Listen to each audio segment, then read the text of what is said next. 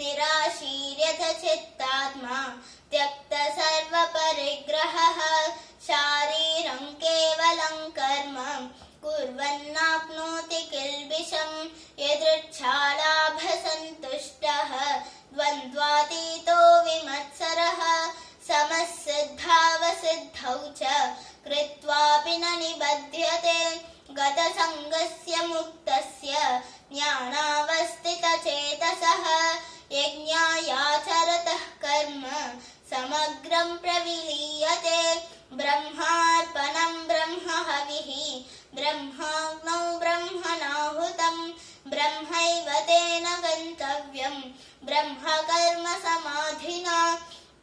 दैवमेवापरे यज्ञं योगिनः पर्युपासते ब्रह्माज्ञावपरे यज्ञं यज्ञेनैवोपजुह्वति स्तोत्रादीनीन्द्रियाणन्ये संयमाग्निषु जुह्वति शब्दादीन् विषयानन्ये इन्द्रियाग्निषु जुह्वति सर्वाणीन्द्रियकर्माणि प्राणकर्माणि चापरे आत्मसंयमयोगाग्नौ जुह्वति ज्ञानदीपिते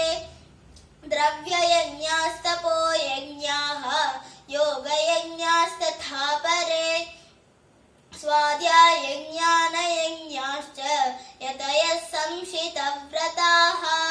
अपाने जुह्वति प्राणं प्राणे पानं तथा परे प्राणापानगतिरुद्ध्वा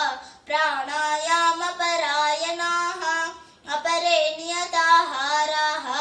प्राणान्वानेषु जुह्वति सर्वेऽप्येते यज्ञविदः